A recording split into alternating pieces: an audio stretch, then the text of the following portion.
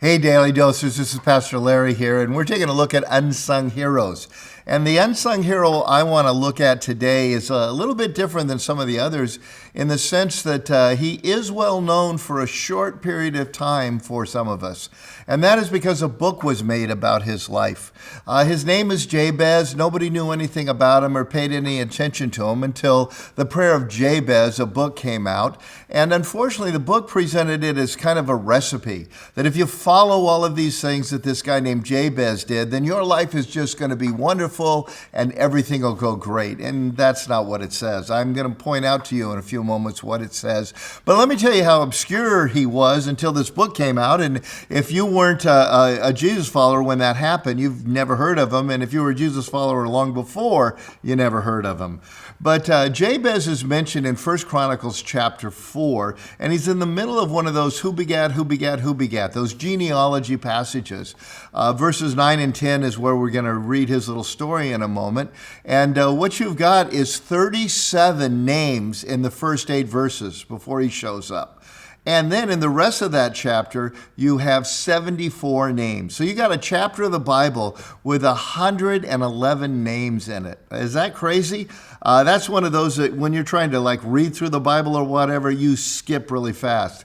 Very important back then to the people who were alive because it established who was who and the relationships that they had to both the land and the temple and the priesthood and all kinds of things.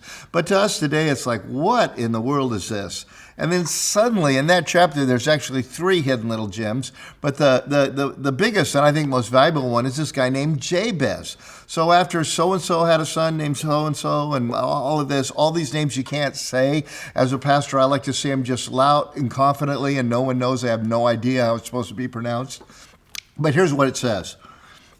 Jabez was more honorable than his brothers. So the first thing we noted about this guy is he was a man of character, okay? Not perfection, but a man of character. And within his context was pursuing God, and God's view was honorable, and more so than his brothers. His mother had named him Jabez, saying, I bore him in pain. So his name was Pain. How'd you like that? You start your life in difficult circumstances, and your mom has a very difficult delivery probably, and so she just calls you Pain from that point on. That was his name. Well, Jabez cried out to the God of Israel, oh, that you would, and he made this request. Number 1, that you would bless me. Number 2, you would enlarge my borders or my territory. Let your hand be with me. And number 3, would you keep me from harm so that I will be free from Jabez, free from pain? And then you've got this bizarre response that I remember the first time I saw it, I go, that's not what I expect.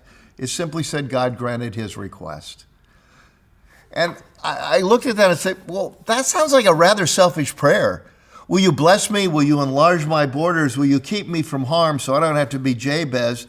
It's almost, I expected God to say, no, change your focus. But I love the humanness that's in this passage. And it all starts with the fact that he was more honorable than his brothers. You see, there's a couple hidden gems here. Number 1 is that our past is not our destiny. Jabez started out the worst of the worst. He prayed the biggest of the biggest. And God said, well, in your case, okay, you got it. The boldness, the approaching God like a little child would, just asking for things that are even, at least on the surface, selfish and inappropriate, if you will, he goes and does. And it tells me not only that my past is not my destiny, but it tells me I can ask God for anything. But the starting point is a walk of obedience. The starting point is not, God, I've got all of these things I want. The starting point is, God, I want what you want. And I'm going to walk in obedience to you, being as honorable as I can. And by the way, here's the order I'd like to put in. But Lord, whatever it is that you serve me, that's what I'm going to settle for.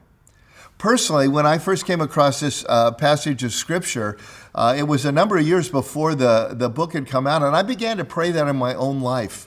And I would pray the prayer simply this way: Lord, I ask that you will help me to be more honorable than my brothers, and not to their detriment, Lord. I just want to be honorable in your eyes. Show me what that is. And Lord, would you then bless me? Would you enlarge the borders of my influence and ministry to impact other people? Lord, would you enlarge my borders financially if that's you're willing to do that? And I would just kind of pray through that thing.